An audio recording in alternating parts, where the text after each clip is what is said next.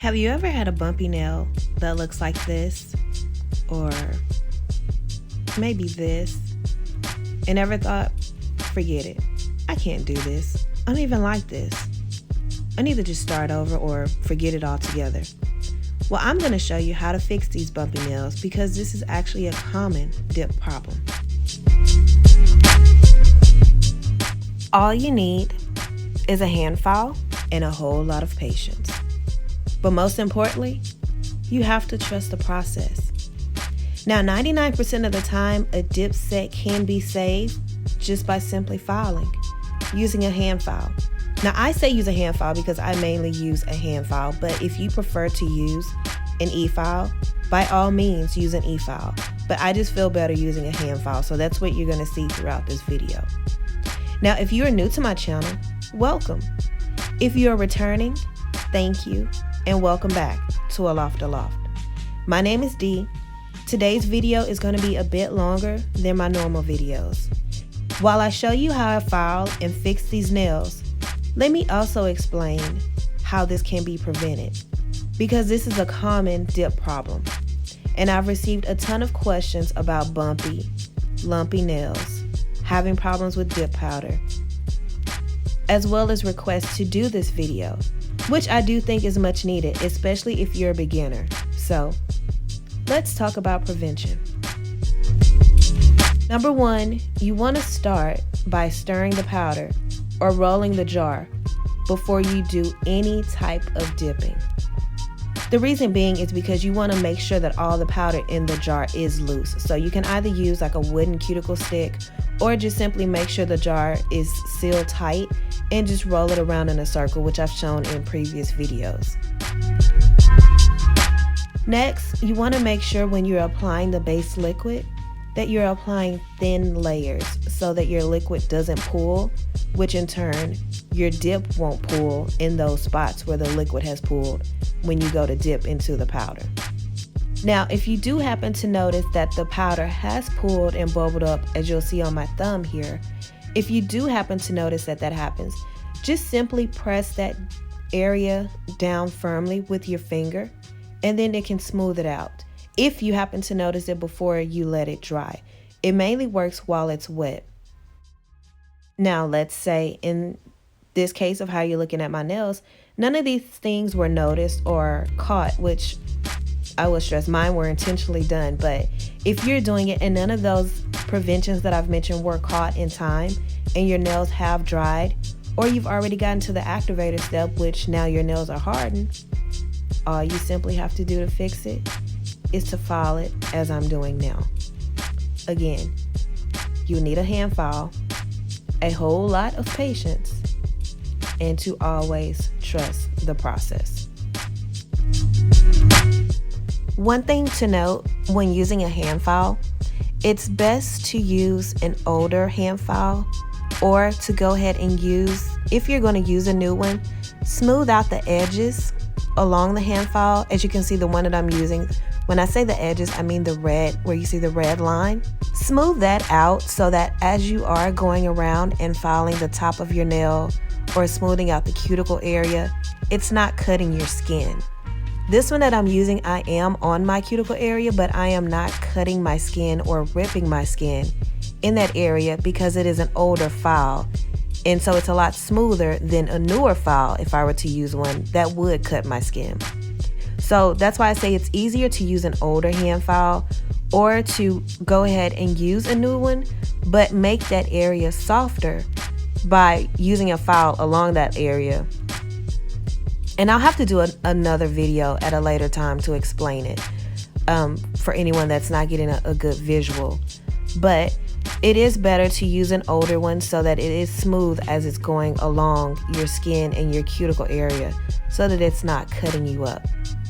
If you haven't noticed, I am terrible when it comes to keeping my fingers in camera view while I'm filing.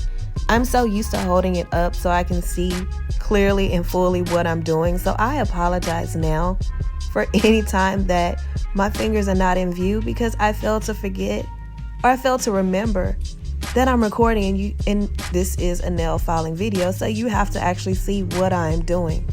So again, I apologize for anytime my fingers are not in view.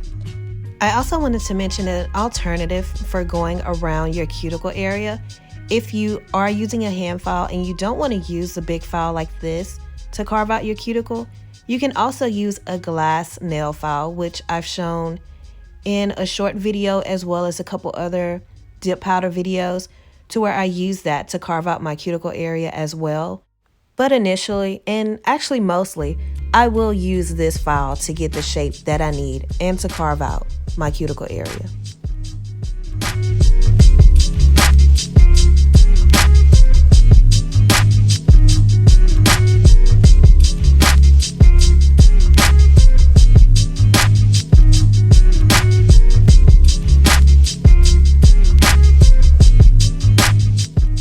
This video isn't actually about shaping the nail. It's all about smoothing out the lumps and bumps that are caused by the dip powder and the excess liquid. So you won't really see a lot of footage of me actually shaping my nail, but you will see me filing my life away, because that is how you fix any of the lumps and bumps, or as people may call them as well, ripples, the ripple effect that is on your nail. I know this may seem like a lot of work to some, but this really could have been avoided by doing the steps that I mentioned at the beginning of the video.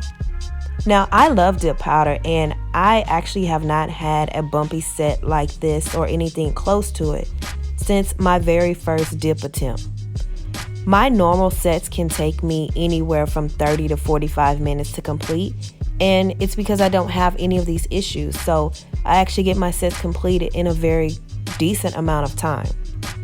But I am showing this because I want to explain how a set can be saved and how a set can be fixed, and how you don't have to just quit and give up on your dip powder experience because you see a few lumps, bumps, ripples, or whatever you may choose to call it, a jacked up set, whatever your choice of words are. Now, I could have made this video a lot shorter and a lot simpler by only showing you one bad nail. But in reality, if you have one bad nail, you're bound to have more than one. Or you may not just have one that looks like my thumb. You may have had one that looks like my index finger. Or you may have one that looks like my pinky. They're all different types of messed up nails that you can experience. So I decided to make this video with different variations of a bad nail, and to show you that it can be fixed if you just have a little patience and put in a little extra work. Now again, you don't have to use a hand file. As I said at the beginning, if you prefer to use an e-file, by all means use your e-file. I just personally decide to use a hand file. I do have an e-file, but I only prefer to use it if I'm going to do a refill. I don't like to use an e-file when I'm just filing my nails or smoothing out my nails. I'd much rather use a hand file. But again, that's me. There's no right or wrong way to do this. It's your personal choice on how and what tools you want to use on your nails. I do these videos to help out my fellow dippers and address concerns that are brought to my attention, and this has been one of them that I have received a lot of requests on, as well as a lot of questions. To recap, here's how my nails look before. I have a few ripples, I have some bumps, some lumps, more ripples, and even as you can see on my thumbnail, I have a lump, but then also on the side closest to the gold nail, it looks like it's chipped, but it's actually more excess powder. And here's how they look after. And both colors on my nail are from Nail Boo. These are the colors that I'm wearing. Now once all the filing is done, I just place alcohol on a paper towel and wipe off all the excess dust from filing on each nail. And then once I let that dry, then I will go through and apply activator to each nail, and of course let that dry, and then wipe off any excess activator with another paper towel before applying the top coat. So I hope you found this video helpful. If you did, please be sure to give it a thumbs up, and also hit that subscribe button if you haven't already done so. And as always, thanks for watching.